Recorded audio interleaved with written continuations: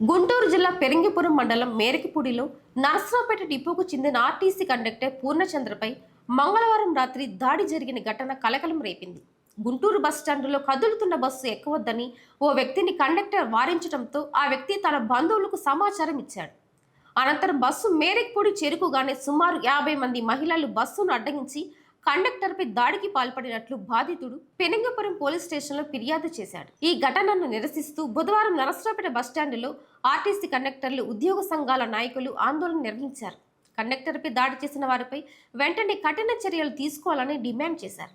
అలాగే నిందితులపై చర్యలు తీసుకునే వరకు మేరకిపూడి గ్రామంలోని ఆర్టీసీ బస్సులు వెళ్లకుండా బైపాస్ మార్గాలను నడిపించాలని ఆర్టీసీ అధికారులకు వినతి పత్రం సమర్పించారు.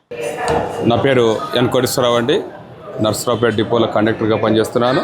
నేను staff and workers federation depot కార్యదర్శిని. ప్రధానంగా ఈరోజు రాష్ట్ర వ్యాప్తంగా కూడా ఆర్టీసీ సిబ్బంది మీద దాడులు విపరీతంగా పెరిగిపోయాయి. మహిళలను లేకుండా, పురుషులను లేకుండా ఎవరి మీద అయినా కానీ విచక్షణారహితంగా దాడులు జరిగే సంస్కృతి ఎక్కువైపోయిందండి. ఎందుకనంటే రాష్ట్ర ప్రభుత్వం ప్రవేశపెట్టినటువంటి సూపర్ 6 పథకాల్లో భాగంగా మహిళలకు బస్సుల్లో ఉచిత ప్రయాణాన్ని ప్రభుత్వం కల్పించింది. ఈ కల్పించినటువంటి వెసులుబాటుని మరి వాళ్ళు దుర్వినియోగం చేస్తున్నారేమనే విధంగా వాళ్ళ యొక్క ప్రవర్తన ఉంది. ఇది ఎందుకనంటే సాక్షాత్తు రాష్ట్ర గౌరవ ముఖ్యమంత్రి వర్యులు నారా చంద్రబాబు నాయుడు గారు అసెంబ్లీలో కార్మికుల గురించి, ఆర్టీసీ కార్మికుల గురించి, సంస్థ గురించి ప్రస్తావిస్తూ ఈరోజు ప్రభుత్వానికి ఈ స్థాయిలో మంచి పేరు రావడానికి, ప్రభుత్వం యొక్క ప్రతిష్ట పెరగడానికి ప్రధాన కారణం ఇవాళ సూపర్ 6 హామీల్లో భాగంగా స్త్రీశక్తి పథకం, బస్సుల్లో ఉచిత ప్రయాణం అని చెప్పి సాక్షాత్తు ముఖ్యమంత్రి వర్యులే ప్రస్తావించడం జరిగింది.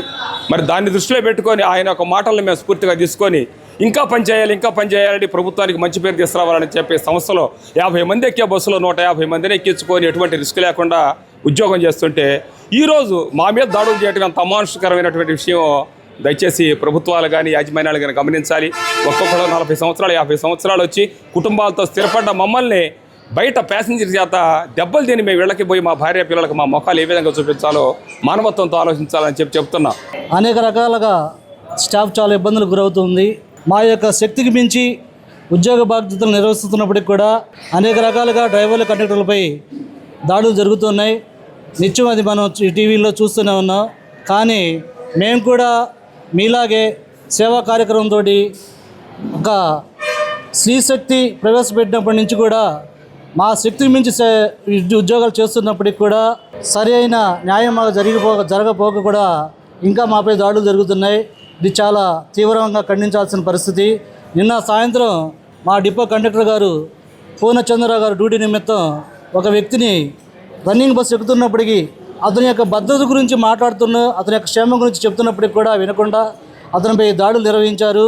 తదుపరి వారు మేరకిపూడి రావడంతో ఒక 50 మంది బంధువులు బస్సులో ఉన్న కండక్టర్ దాడి చేసి సంస్థకు సంబంధించినటువంటి టిమ్ మిషన్, క్యాష్ బ్యాగ్, అతని యొక్క సెల్ ఫోను ఈ విధంగా దాడులు చేసి తీసుకురావడం చాలా దారుణమైన విషయం. నరసరావుపేట గుంటూరు రూట్లో పల్లెవేలుగు సర్వీస్లో ఉన్న కండక్టర్, డ్రైవర్ని నిన్న మేరకిపూడి గ్రామంలో 50 మంది దుర్మార్గంగా, దారుణంగా దాడి చేయడం జరిగింది. కేవలం ఒక చిన్న సంఘటన. ఈరోజు స్త్రీశక్తి పథకం పెట్టిన తర్వాత సీటింగ్ కెపాసిటీకి మించి 150 మంది, 130 మంది బస్సు ఎక్కుతున్నారు. బస్టాండ్లో కూడా ప్లాట్ఫామ్ మీదకి బస్సు వెళ్ళే పరిస్థితి లేకుండా బస్సుకి అడ్డం పడుతున్నారు. ఎక్కడ టైర్ల కింద పెడతారనే ఉద్దేశంతో గుంటూరు బస్టాండ్లో మా కండక్టర్ గారైన పూర్ణచంద్రరావు గారు వారిని వారించారు.